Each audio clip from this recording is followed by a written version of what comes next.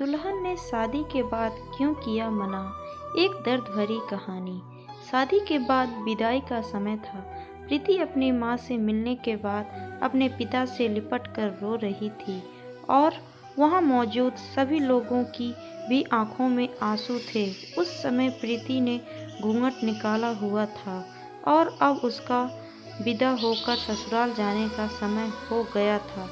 तो जैसे ही प्रीति रोती हुई कार में बैठने लगी, तभी उसकी छोटी बहन रोते हुए उससे दोबारा लिपट कर रोने लगी। तभी गाड़ी के पास खड़े प्रीति के पति मोहन से उसका दोस्त महेश कहता है, अरे यार मोहन, यहाँ से घर पहुँचते ही सबसे पहले होटल अमृत बाग पहुँचकर एक बढ़िया सा खाना खाएंगे, क्योंकि यहाँ तेरे ससुराल में तो एकदम घटिया खाना था।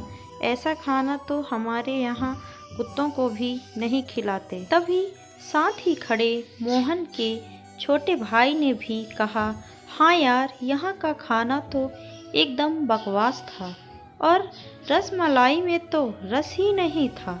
ये कहते हुए वो तीनों ही जोर जोर से हंस रहे थे।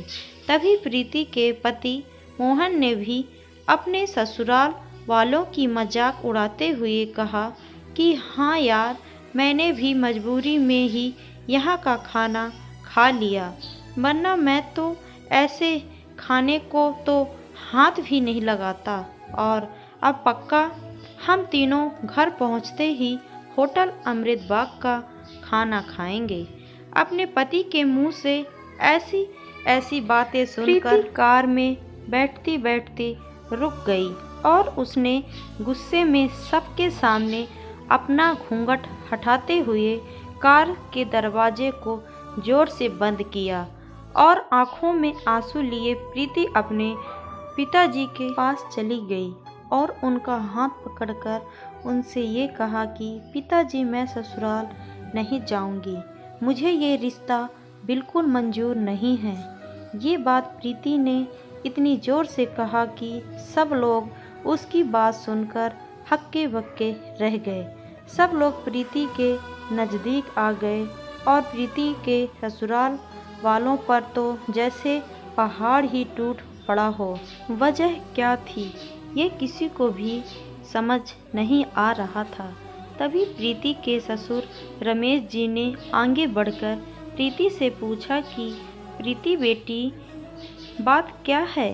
तुम अचानक ही शादी होने के बाद अपनी विदाई होने के समय यूं शादी को नामंजूर कर रही हो।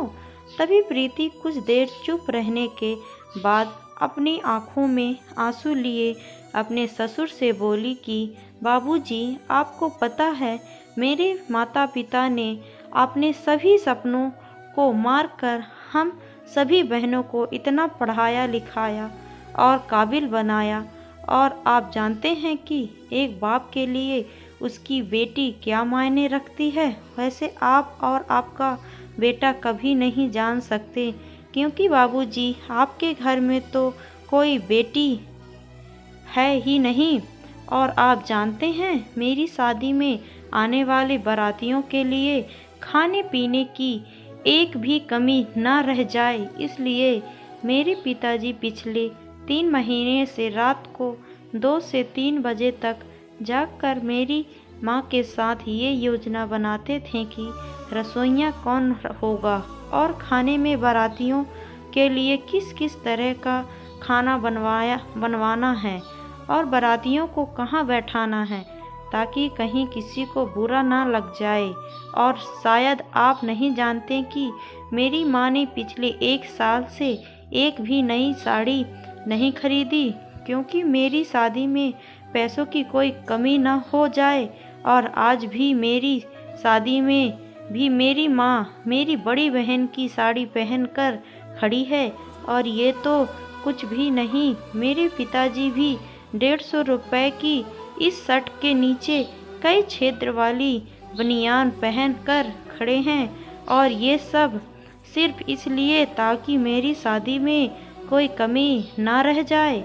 लेकिन इतनी मेहनत करने के बावजूद भी आज इस शादी में आपके बेटे को रोटियां ठंडी लगीं, उसके दोस्त को पनीर बकवास लगा और मेरे देवर जी को रसमलाई में तो रस ही नहीं मिला। और तो मेरे पति मोहन जी तो कह रहे थे कि वो तो ऐसे खाने को हाथ भी नहीं लगाते, बस उन्होंने तो मजबूरी में ही खाना खा लिया।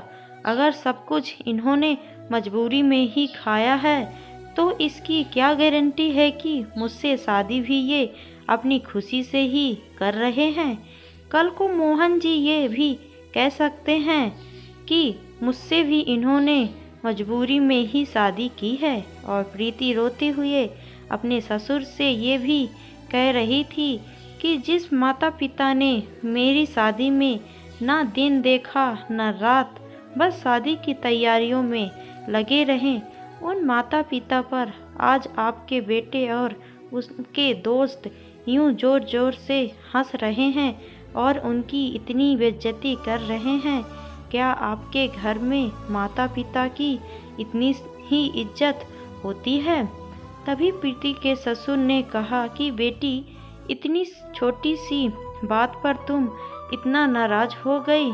तो प्रीति ने अपने ससुर की बात को काटते हुए कहा कि बाबूजी, ये छोटी सी बात नहीं है। अगर शादी के बाद मैं भी आपकी इज्जत ना करूं तो आपको कैसा लगेगा?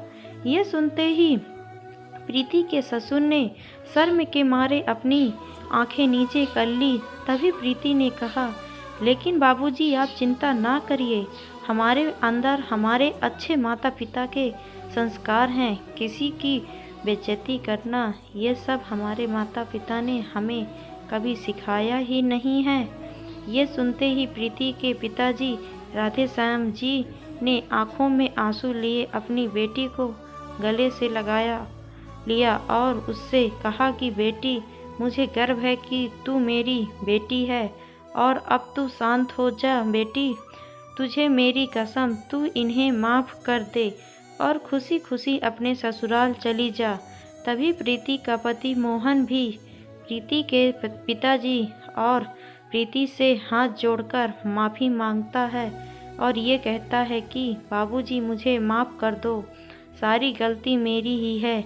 लेकिन आज आपकी बेटी ने मुझे एक पिता की इज्जत करना सिखा दिया और आज के बाद मैं हर किसी के माता पिता हमेशा इज्जत करूँगा।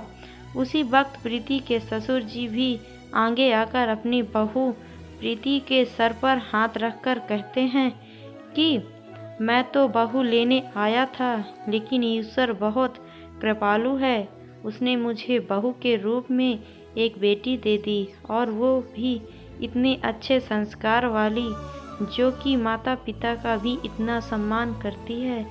और अब बेटी, मेरे कहने से इन नालायकों को भी माफ़ कर दे, मैं हाथ जोड़ता हूँ तेरे सामने। तभी प्रीति अपने ससुर जी के दोनों हाथ को पकड़ लेती है और कहती है कि नहीं बाबूजी, आप मेरे पिता के समान हैं, कृपया आप मेरे सामने हाथ मत जोड़िए। तभी प्रीति के पिताजी भी कहते कि समधी जी, आप मेरी बेटी के सामने हाथ जोड़कर कृपया हमें शर्मिंदा मत कीजिए। मेरी तो आपसे बस इतनी ही प्रार्थना है कि हमेशा आप मेरी बेटी को अपनी ही बेटी समझना और इससे कभी कोई गलती हो जाए तो इसे माफ़ कर देना। तो रमेश जी ने अपने समधी राधे श्याम जी का हौसला बढ़ाते हुए कहा कि आप बिल्कुल चिंता मत करिए, बल्कि अब तो प्रीति बेटी ही हमारे पूरे घर को संभालेगी और अब ये ही हमारे घर की लक्ष्मी हैं। ये सुनकर प्रीति के पिताजी बहुत खुश हो जाते हैं और अपनी बेटी को खुशी खुशी विदा कर देते हैं और प्रीति अब राजी खुशी अपने ससुराल रवाना हो गई थी और अपने पीछे छोड़ गई थी आंसुओं से भीगी हुई अपनी माँ और पिताजी की आंखें और अपने पिता का वह आंगन, जिस आंगन में कल तक वह खूब हंसती खेलती थी। आज से इस आंगन की चिड़िया उड़ गई थी किसी दूर प्रदेश में। तो दोस्तों, बेटी माँ बाप का अभिमान वह एक अनमोल धन होता है। और दोस्तों, अपनी छाती पर पत्थर रखकर वो अपनी प्यारी बेटी और अपने जिगर के टुकड़े को उसकी शादी करके उसे विदा करता है। इसलिए दोस्तों, एक बाप अपनी बेटी की शादी करके वैसे ही उसे दूर हो जाता है और हमें उसका अपमान करके उन्हें और दुखी कभी भी नहीं करना चाहिए दोस्तों।